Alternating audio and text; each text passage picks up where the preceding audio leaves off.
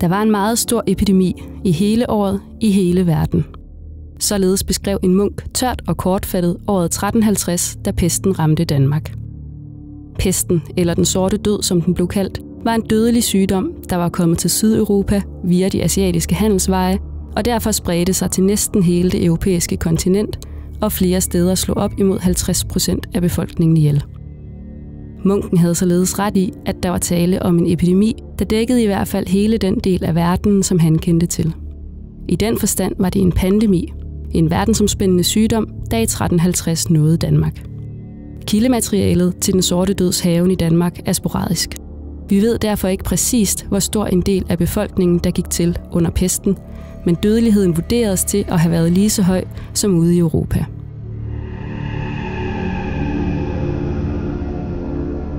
En af de bedste kildegrupper er de såkaldte nekrologier. Bøger, hvor man noterede personer, som der hvert år skulle holde sjælemesse for på deres dødsdag. I nekrologiet fra Ribe Domkirke registreredes 14 gange så mange sjælemesser og dermed dødsnotitser i 1350 end i normale år. Om et ægtepar noteredes det der også, at de døde på den store menneskedødstid. Tallene fra nekrologierne fortæller ikke præcist, hvor mange der døde under pesten, men viser med stor tydelighed, at overdødeligheden var markant. Pesten, der de næste 400 år vendte tilbage flere gange, forårsagede forfærdelige menneskelige lidelser, men også store økonomiske, politiske og religiøse forandringer. Det er ikke mindst pestepidemiens eftervirkninger, denne film skal handle om. Og selvom det skriftlige kildemateriale er sporadisk, kan vi rundt omkring i landet den dag i dag fornemme pestens hærgen og konsekvenser. For eksempel ved en ensom sjællandsk kirke. Den kirke, jeg står foran her, er Krogstrup Kirke i Hornsherred på Sjælland, bygget engang i 1100-tallet. Kirken ligger i dag lidt alene i landskabet, hvilket er ret usædvanligt. Det gjorde den ikke i højmiddelalderen inden pesten. Der lå den omgivet af bondegårde i landsbyen Krogstrup. I højmiddelalderen var Danmark tæt befolket, faktisk endda decideret overbefolket. Men på grund af den store menneskedød, som man kaldte pesten, så var der mange gårde og marker, der blev lagt øde, og nogle steder var der endda hele landsbyer, der forsvandt. Her i Hornsherred forsvandt der således ikke mindre end 6 hele landsbyer. Jorden, som hørte til de her landsbyer, blev lagt ind under godset Svanholm og blev brugt til græsning af kvæg. Landsbyen Krogstrup blev altså også nedlagt, men man valgte at bevare kirken, formentlig fordi at den kunne bruges som en slags herregårdskirke til Svanholm gods. Men befolkningsnedgangen var så stor, at man mange steder måtte sammenlægge sogne og rive kirker ned, fordi der ikke var folk nok, der søgte kirke. Mange steder har man i moderne tid rejst mindesmærker over de steder, hvor man mener, at de gamle såkaldte øde kirker lå. Det har man således gjort i Herborg i Vestjylland, hvor mindesmærket i dag siger, her lå gamle Herborg Kirke, sorte død blev dens øde.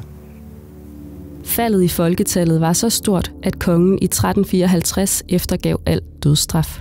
Selv ikke de dødsdømte, eller nærmere bestemt deres arbejdskraft, kunne undværes. Affolkningen resulterede således i en egentlig befolkningskrise, der førte til økonomiske og politiske forandringer med betydning for både bønder, adel, borgerstand og sågar kongemagten. Faldet i folketallet fik i det hele taget store konsekvenser for landbruget. Der blev mangel på arbejdskraft og overskud af jord. Det blev i sidste ende til en fordel for de bønder, der overlevede pesten. Bønderne fik halveret den afgift, som de skulle betale til deres godsejere for at leje deres gårde og deres jord. Og samtidig blev godsejerne nødt til at lave om på den måde, de organiserede deres godser på. Og det var på en måde, som blev til fordel for bønderne også. Før pesten var mange godser organiseret omkring store gårde med tilhørende små gårde, der leverede arbejdskraft til den store gård.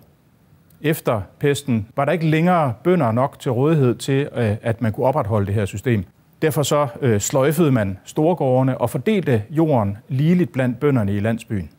For mange bønder betød det, at man fik rådighed over meget mere jord, end man havde haft tidligere. Og alt i alt må man sige, at pesten dermed blev til en fordel for de bønder, der overlevede epidemierne. Det er sådan her, vi kender middelalderens adel som krigere, som riddere.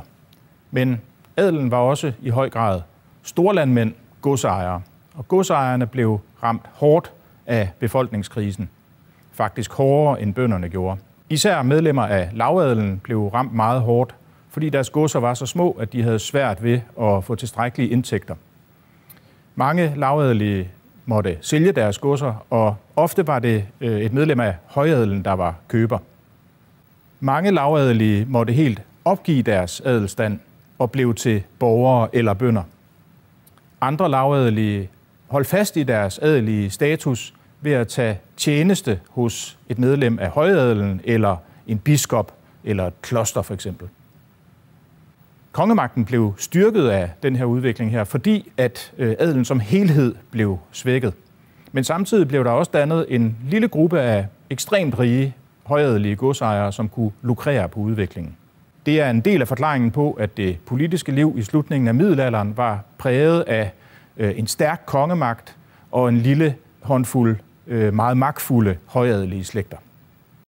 Vi står nu foran Skibby Kirke i Hornsherred på Sjælland. Skibby Kirke er en forholdsvis stor kirke, som ligger i dag i en ret lille landsby. Forklaringen på, at der ligger sådan en stor kirke i så lille en landsby, er, at Skibby faktisk oprindeligt var en ganske stor by. Tilbage i højmiddelalderen havde Skibby købstadsprivilegier, og det er formentlig derfor, man har så stor en kirke her. Skibby er et udmærket eksempel på, hvordan at den sorte død også ramte byerne hårdt. På grund af den større befolkningstæthed var dødeligheden formentlig højere her i byerne end på landet. Men der skete altså det for enkelte mindre købstæder, at de blev så hårdt ramt af pesten, at de helt mistede deres status som købstad og blev til landsbyer, og indbyggerne blev til bønder. Men efterhånden, som befolkningen langsomt voksede i 1400-tallet, skete der en vandring fra land til by, og der skete i den forstand en urbanisering. Der kom mere gang i handelen og vækst i byerne.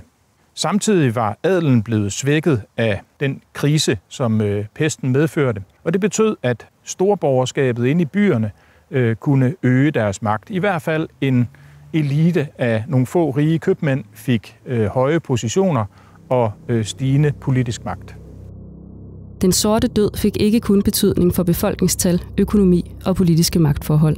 Også den måde senmiddelalderens mennesker tænkte på, især deres religiøse forestillinger og måde at dyrke den kristne tro på, ændredes i kølvandet på pesten. Mange forstod således pestens hærgen som Guds straf for menneskets synder, og de, der overlevede, blev hensat i eksistentiel angst, hvor man ikke kun frygtede Guds straf i dette liv, men også i det evige liv efter døden. Særligt frygtede man skærsilden, det sted sjælen skulle pines ind til dommedag. Meget af senmiddelalderens religiøse liv kom derfor til at handle om at undgå skærsilden og sikre sig adgang til himlen.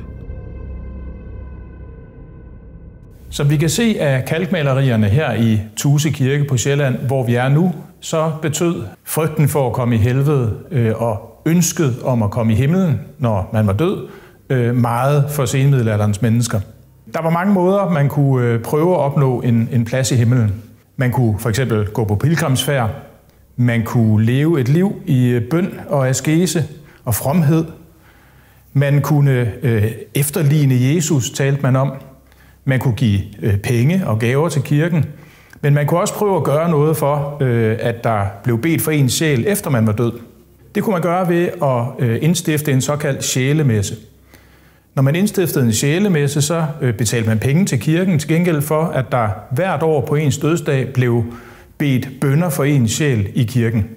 De nekrologier, som vi talte om tidligere, er netop lister over sådan nogle sjælemesser.